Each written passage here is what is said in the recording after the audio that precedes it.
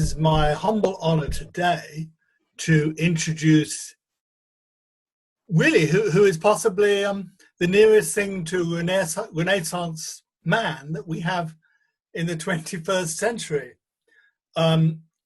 Sean was born in the UK, but has lived most of his life between China, Mongolia, and Australia.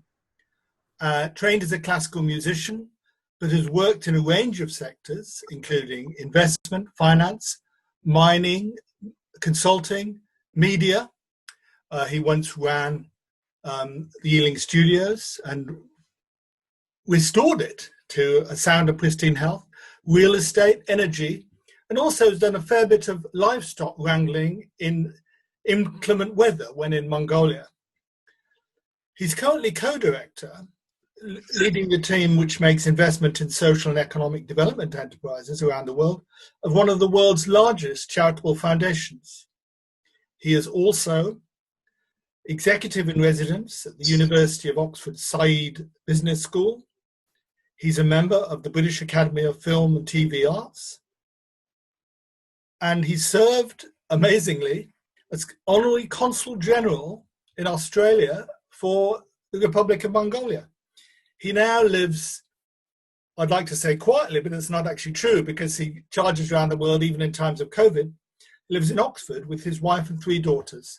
He is speaking this evening about the purpose of religion. Sean, over to you. Gosh, thank you. Thank you, Steve. Sounds mad when I hear it spoken out loud like that. It's crazy. Anyway, it's a great pleasure to be here, and what a wonderful, eclectic, diverse, global group of people who are here. I can't tell you the number of new faces, but also dear friends and familiar names that I see with all sorts of unusual and improbable backgrounds as well. Some of you are really wishing you were in different places. I can see some of these magical backgrounds, and tells us a lot about where we want to be, even where we may not be right now. But how lovely. Someone's got a whale breaching behind them there. Fantastic. Anyway, lovely to see you. I've got lots of books behind me where I'm most comfortable here in Oxford. So it's been a great pleasure and an honor to speak at a few of these evenings since this series began. The first one, I think there were 15 or so people on. Okay, if that's right, there was a tiny little group, and we had a lovely conversation, and it was really a conversation. By the time I'd come on, that number had increased to 60 or 70, and I see you're now in the hundreds now, which is extraordinary. I reflected a while ago on what I thought might be an interesting subject to offer. And I want to acknowledge that there are many on this call who are deeply familiar with the Baha'i Faith and with its tenets and principles. And there are also those for whom this is a new subject, for whom are exploring. And so I thought I would try to pick the biggest and most ambitious title and subject and theme that I could possibly pick. And so rather gamely, I think I selected some months ago the subject of the purpose of religion.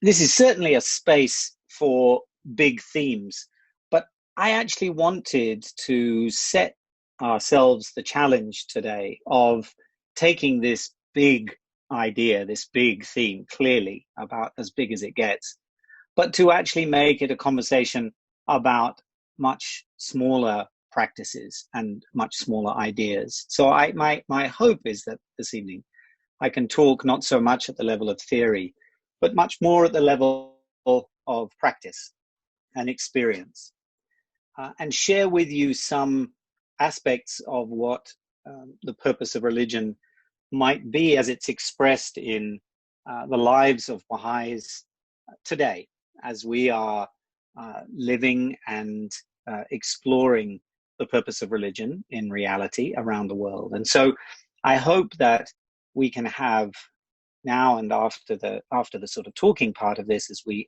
sort of have questions, that we can try to ground this in the lived experience and the lived practice, the day-to-day realities of how the Baha'i community and how Baha'is as individuals are living. So the good news is that we don't have to rely for an answer to the question, what is the purpose of religion, on any one of us, on any individual. Luckily, the Baha'i writings give us a clear statement, a clear answer to that question. And I'm just going to take a brief breath while I try to line up the technology to do the share screening. Now, how do we do that? Exit minimal video, share the screen. Hopefully I share the right screen and I don't share with you my Google searches for the last day, which would probably be very entertaining, but probably not the subject of tonight's talk. Let's see if that works. It's spinning around. If I press that, here we are, the purpose of religion. Excellent. So I'm going to use the screen to put up a series of quotes. And I'll start with, hopefully, I will start with this. This quotation from Baha'u'llah. The fundamental purpose animating the faith of God and his religion is to safeguard the interests and promote the unity of the human race and to foster the spirit of love and fellowship amongst men. Now, we might start by thinking, we might start by taking a survey, as it were, of other notions of the purpose of religion, that other religions have expressed, that other traditions, that other commentators, that other sociologists and anthropologists have taken as to the purpose of religion in society. But I'm not going to do that. As I said, I want to ground tonight's conversation in the Baha'i perspective on the purpose of religion, and then in our experience as individuals. And so let's start and maybe just briefly unpack this very straightforward, perhaps, and very simple note. The fundamental purpose animating the faith of God. So the first thing I want to highlight is this reference to the faith of God in the singular and his religion. This is not a reference to the Baha'i Faith, but rather to this notion of the changeless faith of God, this very core Baha'i principle that there is just one faith, one religion, that is the religion of God. That is the dialogue that is ongoing throughout man's history between the divine and the human, manifest in these religions that have different names as the sun rises at different points on the horizon in the different course of the seasons of the year. So these religions surface in different places and at different times in history. But this fundamental notion, what Baha'is refer to as progressive revelation, one of the keystones of Baha'i, of our Baha'i belief. This idea, this beautiful passage also from Baha'u'llah, this is the changeless faith of God, he says, eternal in the past and eternal in the future.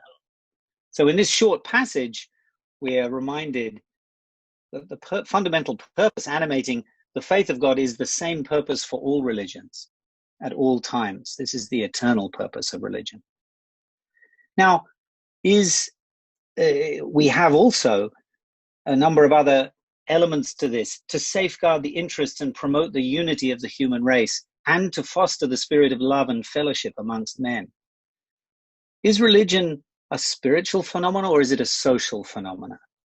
Is it practical about the ways of living, the traditions, the times of the year, the dietary things, or is it a mystical, spiritual, individual, personal journey of enlightenment? Of course, religion has meant all of those things. This passage says to safeguard the interests, which tells us that part of the purpose of religion is about development. It's about the practical development of civilization. To promote the unity, which tells us that religion is has a social and structural component to it, that religion is about the social as well as interpersonal organization and development. And then to foster the spirit of love, which tells us, of course, that there is this deeply mystical, personal, individual, spiritual component to do with the development of our own capacities. So in practice, what does all of that mean for Baha'is? It means that Baha'is welcome, Baha'is engage with, Baha'is respect, and Baha'is consort in fellowship with people of all faith and none, that we don't distinguish or prioritize or consider ourselves to be in any way superior to others. We see all people and we hold all people with respect. It also means that Baha'is are very much engaged in the world. We're concerned with the problems and the issues that our communities are dealing with. We're encouraged to as it says in the Baha'i writings, center our deliberations on the exigencies and requirements and the needs of the age in which we live. So we're not allowed to be hermits. There is no place and space in this day and age, Baha'u'llah says, to withdraw from the world to seek spiritual advancement. We must be deeply engaged. And in practice, Baha'is are. In practice, our communities are actively involved, both in sort of aspects of social development as well as in our own sort of spiritual practice. It tells us that Baha'is are focused on serving others rather than serving ourselves. Baha'u'llah says, man's merit lieth in service and virtue, and not in a pageantry of wealth and riches. So we have in this passage, in this purpose of religion, it's the value of religion in orienting us to a calling of service to humanity. And finally, we practice this, we express this in our daily lives, in our own spiritual practice of daily prayer, something that Baha'is are indeed obligated to practice, that in every day we should turn to God in our own way, through prayer, through meditation, through reflection. And so all of that is bound up in this short passage that speaks to the fundamental purpose, animating the faith of God. Let me give one other quote which answers the same question in a similar but different way. The object of every revelation is to effect the transformation in the whole character of mankind, a transformation that will manifest itself both outwardly and inwardly, that shall affect both its inner life and external conditions. Here, Baha'u'llah says, again, we have the object of every revelation. Again, this idea of the unity and the oneness of all religions. But now we have that the object of religion, the purpose of religion, is transformation, is change. Religion is associated in many ways in society with the lack of change, with the reinforcement of stability and of tradition. But here Baha'u'llah says, no, the purpose of religion is transformation. Transformation of the individual and transformation of society. So both individual and societal, and both inward and outward, both spiritual and physical, which covers really those four quadrants, covers all aspects of human civilization, the personal, the social, the inner, and the outer. And this relationship between the individual and our society manifests this deep connection between what Baha'is speak of as our twofold moral purpose, that we can only accomplish the development of civilization and the advancement of the world through inner transformation, and we can only develop ourselves individually and spiritually by contributing to the development of society. That manifests itself in many ways.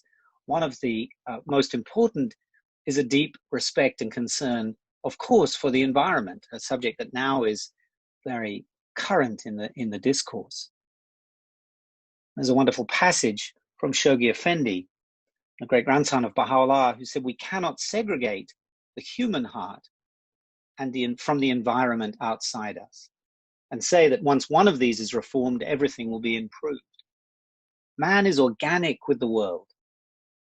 His inner life molds the environment and is itself deeply affected by it. The one acts upon the other, and every abiding change in the life of man is the result of these mutual reactions. So here we see that the purpose of religion is to inspire and is to catalyze that mutual change between the inner life of man and the outward environment being social and environment being physical, the manifest physical environment of the world in which we live. So this is at a high level. This is what I said I wasn't going to do too much of, but I wanted to give the answer to the question. And so if you are listening to the video later on, you can stop now. You've got the answer. This is all you need to know. This is the good stuff. But now we come to this question as to how do we do this? And one of the things I think that the world is grappling with now more than ever before is, how do we get collective action in the world? How do we get true change to take place in our societies? It's the question that everybody is grappling with. Governments are grappling with, everyone at every level of society is struggling with this issue. How do we get people to transform and move together? Do we start at the grassroots? Do we start at the top?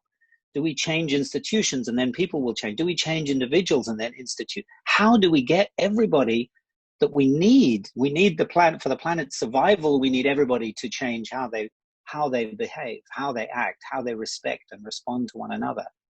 How do we do that? And so what we have, and I want to use as a tool, a single sentence from a letter that was written by the Universal House of Justice, the governing body of the Baha'i community, in 2016. Each year they write a beautiful message, once a year, to the Baha'is of the world. Many other messages during the course of the year, but each year they write an annual letter, if you like, at a very important holy day, a very important sort of time of the year for Baha'is, Rizvan. They write a message each year.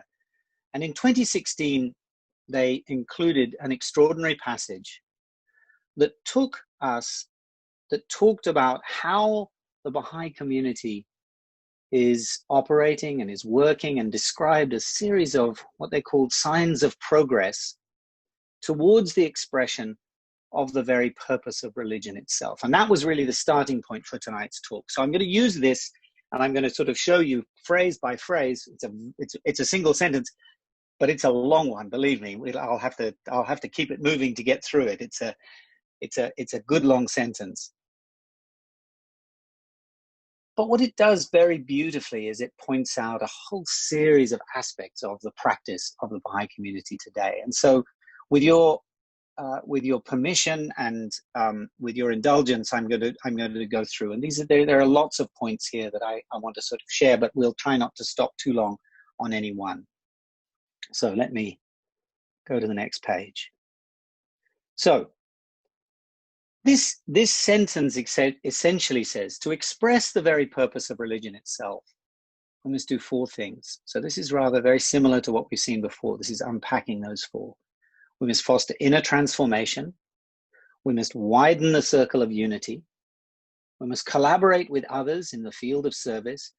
And we must help populations take charge of their own spiritual, social, and economic development. Now, we're going to come back in different ways to aspects of those four, but this is the overarching thrust of this program, of expressing the purpose of religion in order to do that. So fostering inner transformation. For Baha'is, this is very practical. We do this every day. We're told to begin the day and to end the day in prayer and in reflection. We're also told that work performed in the spirit of service is the highest form of worship. And so This inner transformation can be deeply mystical and spiritual and prayerful, and it can be extremely practical. I think one of the most beautiful things that we've seen in recent months is the recognition of the importance and the value of people who do work that we may otherwise have taken for granted. Who would have thought that Amazon delivery drivers would be being applauded on national television? Really. But those who might be seen to be at the bottom of the pyramid of sort of external hierarchies, who are doing jobs in supermarkets and other things, are being recognized for their bravery and courage and performing their work in a spirit of service to others, which the Baha'i writings say are fostering inner transformation because they are the highest expression, the highest form of worship. What does widening the circle of unity mean for Baha'is? It means that our communities are not closed in the way that many religious communities are, and indeed in the way that in some ways the Baha'i community was a little bit more like when I was young, when I was growing up. We don't know on this call who are Baha'is, who are not Baha'is. I've lived for many years for China, and there's no formal sort of moment by which you are or you aren't. You're simply part of a group of people who are working toward these ideals together. And so widening the circle unity has been very practical change in how the Baha'i community operates. We try not to distinguish in sharp ways between members and non-members. We're interested in working together, as the third point says, to collaborate with others in the field of service. And we have very practical ways we do that, through consultation and through engagement in society and in aspects of social development. And then finally, to help populations take charge of their own spiritual, social, and economic development. And we'll talk a lot more about that in this, as we go through this passage. Now, this letter goes on to say, how do we do those things? We do them by simple acts of service. But simple acts of service lead to more elaborate patterns of action, which in turn demand the development of capacities still more complex. Now, to some people, you may find it strange, or you may find it unusual how much there is in this conversation and how much you hear Baha'is talking about these aspects of community development. How do we develop capacities in our communities to do things so that we can take acts of service? And this is very sort of almost technical aspects of community organization. But it seems to me that one of the greatest challenges facing us at this point in the 21st century is the challenge of how to build community. One of the things that people it seems to me that society is craving so desperately is community. I see this in my own workplace. Young people come to work and they're no longer living lives that are grounded in a close association with a religious community. They're not living lives that are grounded in deep contact with their neighbors and those who live around them. And they're not living lives that are deeply grounded in a broad network of family relations. They may be commuting long distances, they may be living alone, and so the many different aspects of a community life in which they lived now find almost their only expression in the workplace. And that places huge burdens and challenges and problems in workplaces. It makes it extremely difficult. And we see work breaking down for many people. We see workers being separated from their workplace by 0-hour contracts, by gig workers, but the actual nature of a workplace is being fragmented and is less and less of a community. But we also see grievances and problems and complaints and tensions in the workplace, making that with so much pressure on that one community, on that one aspect of life to provide community for people. And so the challenge that Baha'i communities around the world are facing is, how do we build communities? And these are some of the things we're learning about how we build communities. So now let's dive into this long message, and I'll do it like literally sort of phrase by phrase.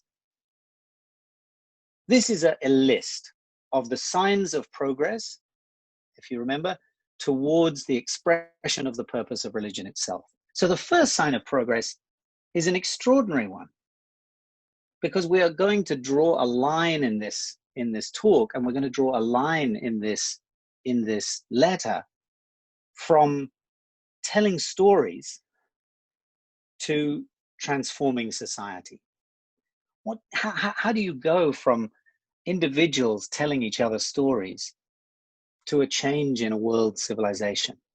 Well, I think this experience of the Baha'i community gives an indication of how these tiny acts of individuals lead to huge collective wing, the sort of collective change, the sort of butterfly's wing of one person telling a story to another has effects that are amplified until they become significant transformation in society.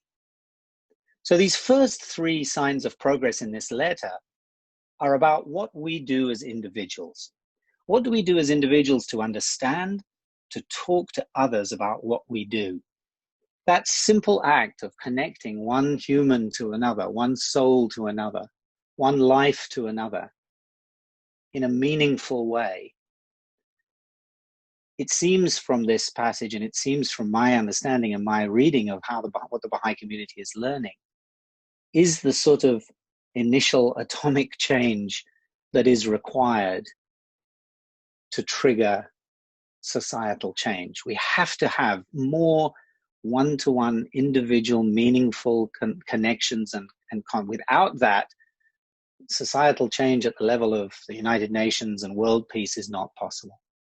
And so for our Baha'i community, this has begun by us gaining the confidence to share stories from the life of Baha'u'llah, from this thing that we hold so precious, from our faith, with others, a seemingly sort of tiny act. And what we have been doing in our communities is learning these stories and learning how to share these stories with others. The power of one-to-one connections. Now, the second sign of progress is the growing contingent of souls who, as a result of these stories and of this understanding that they've gained from their friends about the implications of their faith and the implications of Baha'u'llah's teachings,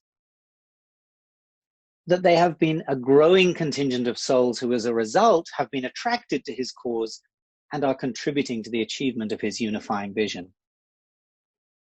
What this sentence doesn't say is the growing number of people who are becoming Baha'is. It doesn't talk about, we are, as many of you will know, forbidden as Baha'is from proselytizing, from persuading and cajoling and conspiring to get people to sign up. No, what this talks about is the growing number of people who, having learnt about the story, the reality, the teachings, the implications of the Baha'i faith, and seeing the example and the potential that it has, are attracted to it and are contributing to making that vision a reality, whether they consider themselves Baha'is or not. And this focus on working together with others to create change in the world, rather than working to grow the numbers of Baha'is, is a sort of, sounds maybe like a little bit of spin, or a little bit of a sort of linguistic difference, but it's truly fundamental in the way in which a Baha'i life is led, the way in which we work in society. So we don't proselytize, but we do want to build those people in the world who are working towards a shared vision. Why is that so important? When the rain falls and that rain is not channeled into irrigation, it can't truly transform the world. It spreads everywhere. It can disappear in the desert. It needs to be channeled. People need to work together. We need collective action. And so that's why we're trying to work with others towards this shared vision. In a way, it's part of what I'm doing tonight, is gaining the confidence to speak to a huge group of a huge crowd that I possibly wouldn't have the confidence to speak to if you were all sitting in a room. I'd be terrified. I'm speaking to my iPad right now, which feels a lot, and I've got little tiny Kay sitting there and a few other friends. It's not quite so terrifying. But I'm gaining the confidence as an individual to share my understanding of the implications of my experience of being a Baha'i with others, in the hope that others on this call will be attracted to that and will share that vision and will want to take action outside of these calls and start working with us to make change real in the world. So the final one here is the ability of Baha'is and their friends at the very grassroots of the community to describe in eloquent terms their experience of a process capable of transforming, sorry, I've got the little thing is over the text, transforming character and shaping social existence.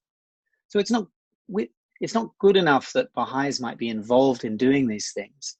What matters if we're going to have change in society is that we're able to share those ideas with others and learn from others.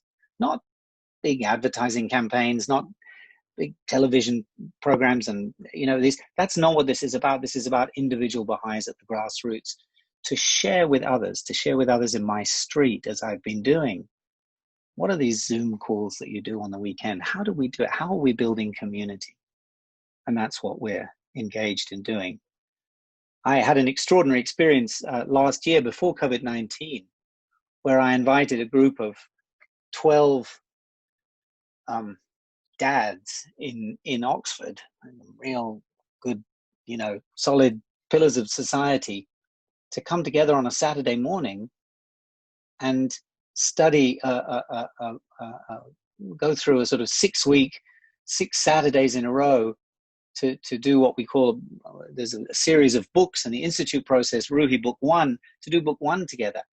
These are lawyers and accountants and business people who wouldn't be seen dead sitting on a weekend talking about these things, but who actually were thirsty for the opportunity to talk about how to build community, how to build and change their environment for their children so their children could live in community.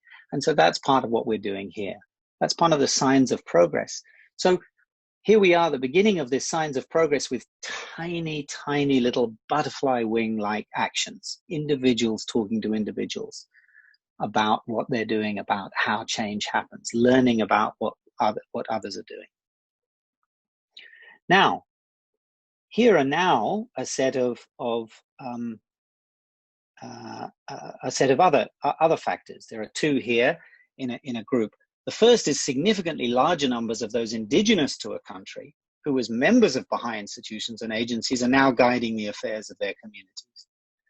So there's two really important ideas here. One is that people in their own countries and their own communities are taking leadership of change. This is a fundamental idea. I work in the area of social and economic development. And the Universal House of Justice wrote some years ago that social change is not a project that one group of people carries out for the benefit of the other. And yet that is exactly what social change has been throughout history. The whole process of colonialization, of the expansion of republics and empires has been exactly that. Social change as a project carried out by one group of people for the benefit of the other. We're going to civilize you. Here's our money and our technology and our wisdom and our religion and our ideas, and we're going to make you better. And this is the antithesis of our approach to this. We recognize that as sort of recent Baha'i language has stated, that people must become protagonists of their own development. But only when they do that can we have true transformation. So here's another insight into what is needed for progress in the world, which is needed for us to fulfill and understand, to express the purpose of religion. And that is when people take control of their own destiny. And this, in this example, when those people from their own societies take leadership in those institutions, in our context as Baha'is, in the Baha'i institutions, and guide the affairs of their own communities. I gave an interview to a chap who was doing a book on change and billionaires and how they do it. And I mentioned this social change is not a project. I mentioned this to him in the course of the sort of what I thought was a background interview. And I found that passage ended up on the front cover of the book, on the inside cover of the book, as the sort of governing thought for the book that he wrote about this change. And what he saw was the huge contradiction between that vision and the reality of how social change takes place, as it happens when it's led by wealthy philanthropists and philanthropic organizations, such as the one I work for. That's another talk for another evening. So here's another sign of progress in this, the reliable, generous, and sacrificial giving to the Baha'i Fund, so vital for sustaining the advancement of the faith. Now, this is a fascinating aspect of the expression of our belief in our ideals, is that we don't just talk about them, we don't just do them, but we express them with all the resources that we have, including our financial resources. Now, that ability to give and contribute to the Baha'i funds is actually one that is a privilege for Baha'is and one only allowed to Baha'is. So Baha'is we are in practice very careful not to, that we don't place the finances of these things, of these grassroots activities, before the importance of those individuals taking them up and leading them. And we're certainly not about trying to sort of raise money as the primary thing. In fact, only Baha'is contribute, and they contribute anonymously and individually and generously as they choose and as they desire.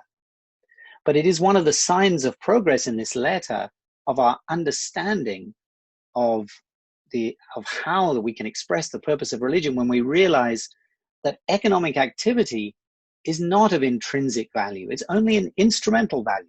Economic development, economic growth, money, any of these things are only of value to the extent that they result in the improvement of civilization around us. And so one way in which we express that understanding is by our individual ability to contribute to the funds that allow Baha'i communities around the world to pursue these projects and this work.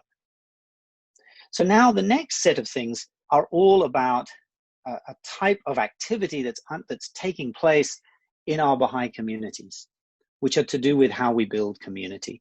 The first is the unprecedented efflorescence of individual initiative and collective action in support of community building activities. To me, this is fascinating because it says we have all these institutional things that take place, but none of that is possible unless individuals begin things, start things. This fireside series with 125 people on it wasn't something that was dreamed up within a meeting somewhere by clever people who did a focus group and said, you know what we need during COVID-19?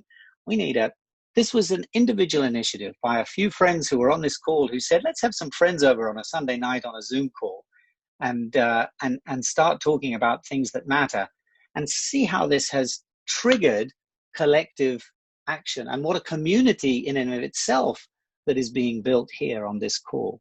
And so it seems to me this call is an example of one of this unprecedented efflorescence of individual initiative and collective action. Individuals doing things, bringing others along, people working together.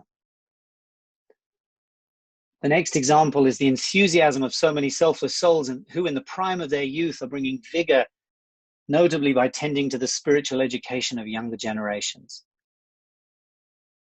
No society can develop if its youngest members, if the next generation is not developed and nurtured. And so the Baha'i community in practice, in every community that I can think of, puts huge priority on the development of the character and the spiritual education of younger generations. We are thankfully in a society that for many, if not by no means all, and certainly nowhere near as much as it should, but at least we live in a society that relative to many in the world provides material education to young people.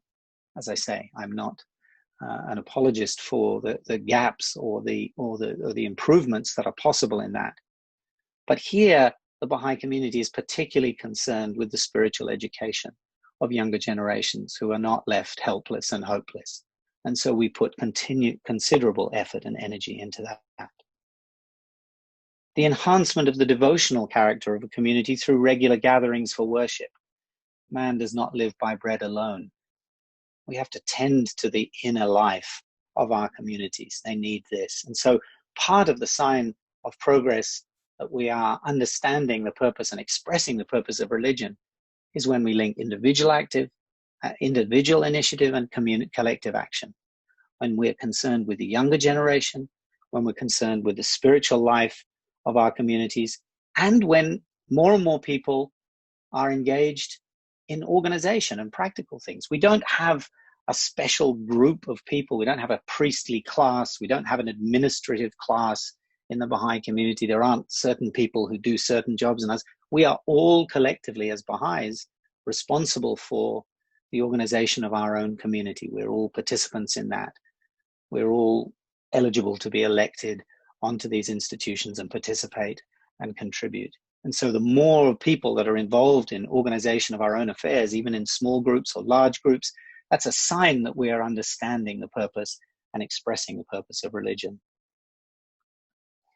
So now we have a group of 4 that speak to some of the things that we are learning about the process of this. So not just the sort of day-to-day activities, but how do these things work together?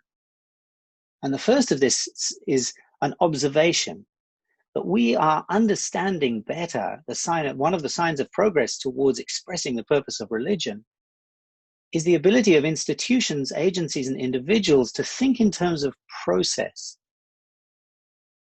So not to think in terms of, did we do this or didn't we do that? What has happened? What is not happening? But to think about, are we engaged? Are we doing things in a way that is allowing ourselves to understand the reality, to read their immediate reality, to assess their resources, and to make plans on that basis?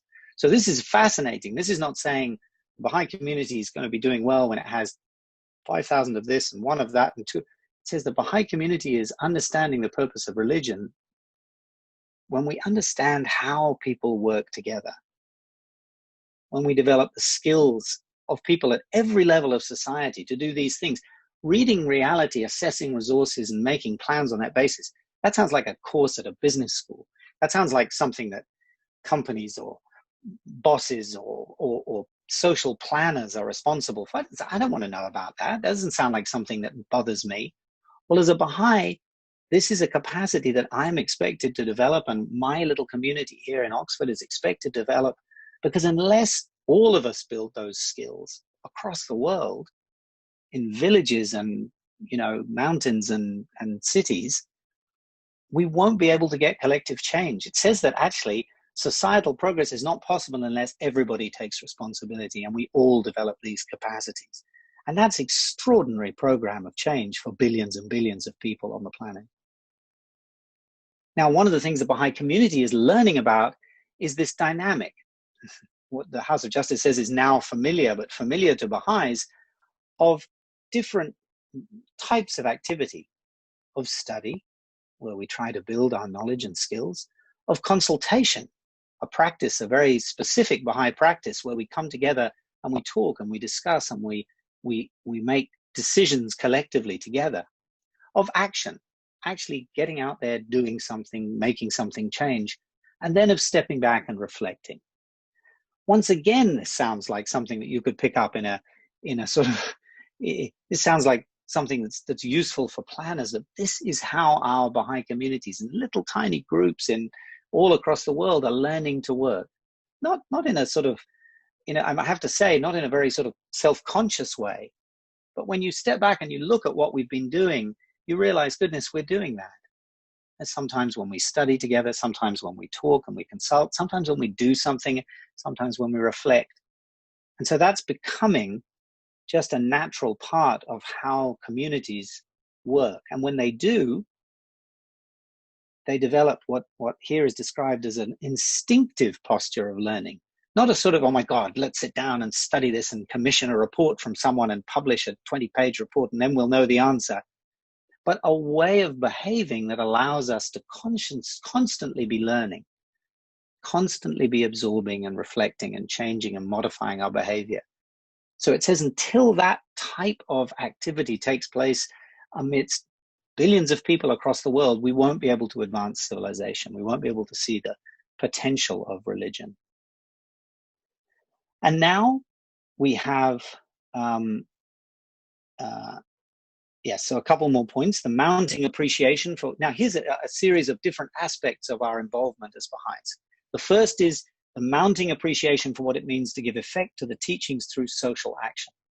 So we talked earlier on about how this transformation is not just internal, it's also external, that it isn't let's all get together and live in lovely communities and sing songs and be happy and be spiritual, and then somehow the problems of the world will resolve themselves and people will have enough food and enough. No, even our communities, as they express, one of the signs of progress towards understanding the purpose of religion is that we understand the need for practical social action. Change is required in communities. Now, that may look very different in Botswana than it does in South Oxfordshire. The type of social actions required may be very different. And yet, which one of us doesn't recognize the gaps in society, the gaps and the problems, whether it's homelessness, whether it's mental health, whether it's disability, whether it's whatever these things are, the need for communities to come together to support those members of society in practical ways. And so this connection, this translation of our theoretical and spiritual and sort of appreciation of the faith and translation into social action is what is being spoken about here. But change in society doesn't just happen by doing stuff. It also happens through the way in which we speak and learn. And so Baha'is are also encouraged to participate in discourses prevalent in society and to offer a Baha'i perspective in those discourses. Change happens in the world through ideas as well as action. There isn't a sort of a focus on one or the other as the only mode. And so we have to be engaged both in social action and in participating in sharing our own individual understanding in these discourses. I've doubled up on that one. There we go. I did it last time. I've done it again. Here we go. We've doubled up that page. Lovely. Well, those were twice. And now we come to the end of this. And at the end of this long sentence, so believe me, this was all one sentence till now. One of these final signs of progress is the awareness of a global community, in this case, the community of Baha'is and all of those who are working and sharing its goals, that in all its endeavors, it is hastening the emergence of divine civilization by manifesting the society-building power inherent in the cause. We believe that the purpose of religion is transformation in the inner and outer life of mankind, nothing short of the advancement of civilization. And if we look honestly back in history, we can see, although we don't see these processes, we never had these kind of breakdown of all the ways in which this took place. But if we look back in history, we can see that each of these religions has over 1,000 years transformed society in extraordinary ways. And so this is part of the role of religion. This is what religion is for, is to move civilization forward. And so what we are called on to do is not just to be part of some big process of history that takes place and thousands of years later people will write about it, but to be conscious of it now, to be conscious and aware that we are part of a process in little ways of leading to great social, to civilizational change. So we've gone from telling stories to transforming society. And this passage from the Universal House of Justice ends by saying that their efforts to foster inner transformation, this is what we began with, to widen the circle of unity, to collaborate with others in the field of service, to help populations take charge of their own spiritual, social, and economic development. All very practical things that I've been describing today that Baha'is are doing in their daily lives. Through such efforts to bring about the betterment of the world, this expresses the purpose of religion of itself. So I hope that this has been useful in trying to take a seemingly simple idea, the purpose of religion, a big question, admittedly, and to show the myriad of ways in which really, truly, I think one of the great problems in today, which is, what do I as an individual have to do with change in the world? What can I do in my daily? Is there anything I can do that has any effect, that changes?